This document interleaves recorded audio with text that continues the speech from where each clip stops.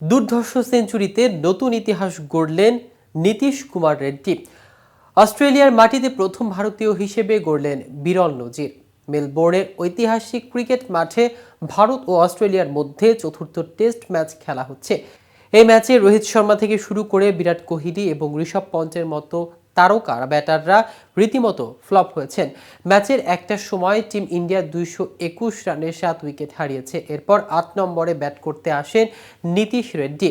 শুরুতে তিনি কিছুটা সময় নিলেও ক্রিজে থিতু হয়ে রীতিমতো দাপট দেখাতে শুরু করেন তিনি।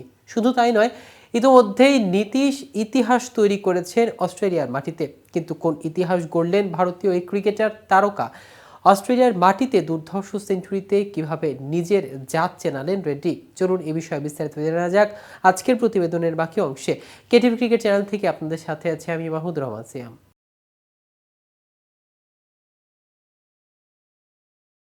শনিবার মেলবোর্ন ক্রিকেট গ্রাউন্ডে বক্সিং ডে টেস্টের তৃতীয় দিনে নিজের প্রথম আন্তর্জাতিক সেঞ্চুরি করলেন নীতিশ কুমার রেড্ডি।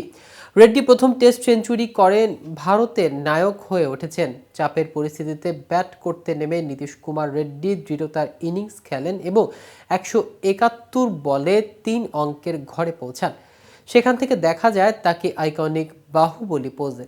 মাঝখানে ওয়াশিংটন সুন্দরের সাথে 100-রও বেশি রানের পার্টনারশিপ গড়ে ভারত ফলো অন এড়ানোর সবচেয়ে বড় ভূমিকা পালন করেন।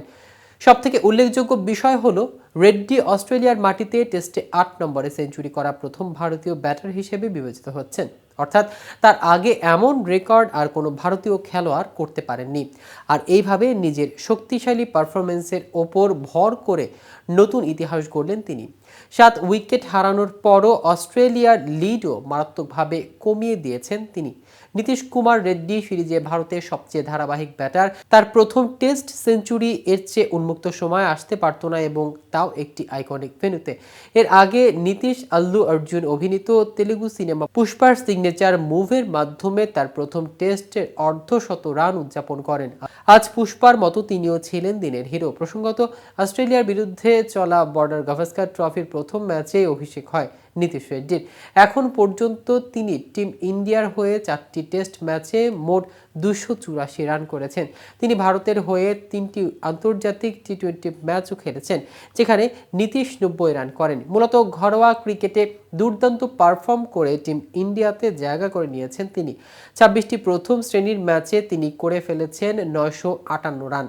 এর পাশাপাশি নীতিশ আইপিএলে সানরাইজ হায়দ্রাবাদের হয়ে খেলেন এবং গত মৌসুমে তিনি ইমাজিং প্লেয়ার অফ দ্য ইয়ারের পুরস্কার জিতেছেন। তিনি এখনো পর্যন্ত আইপিএলে মোট 15টি ম্যাচ খেলেছেন। তো ভিউয়ার্স, ভিডিওটি সম্পর্কে আপনাদের কোনো মতামত থাকলে আমাদের কমেন্ট করে জানাতে পারেন। সাথে সাথে নিয়মিত ক্রিকেট আপডেট পেতে কেটিভি ক্রিকেটের সাথে থাকুন।